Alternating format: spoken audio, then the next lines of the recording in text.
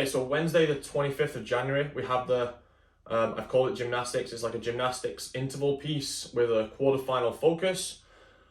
Two different ways to take on this training piece, and that is really dependent on how good you are with legless rope climbs. It's obviously one of the most difficult movements that we're going to see at quarterfinals.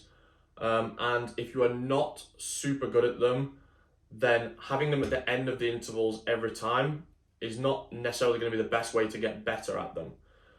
So the elite version, I've called it the elite version, but it's basically the version if you are very good at legless rope climbs already.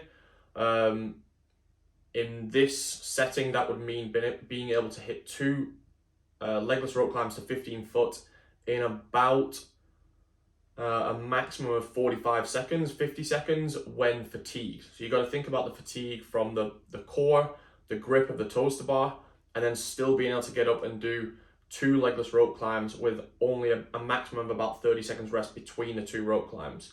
Then take on the first version if you can do that. If not, if legless rope climbs, if you can do them, but they're not a great movement for you, then move them to the front of the workout. So you've just had rest. You can start off a little bit fresher. It's still going to be really challenging. Start off a little bit fresher, hit the two legless rope climbs. If it's a really bad movement for you, then just do one and then one regular rope climb to make sure you can actually still progress through the rest of the workout. So you can make that decision based on how good you are. Give yourself, if you're taking on the RX version, give yourself about a minute cap to be able to do two legless rope climbs. And if you're not hitting that, then switch to a normal rope climb for the second one, or just climbing legless as high as you can and then wrapping your feet when you need to. But although these are quite short intervals, there do need to be an element of pacing. The GHDs you're probably going to hit unbroken. The 12-meter handstand walk would either be unbroken or one quick break.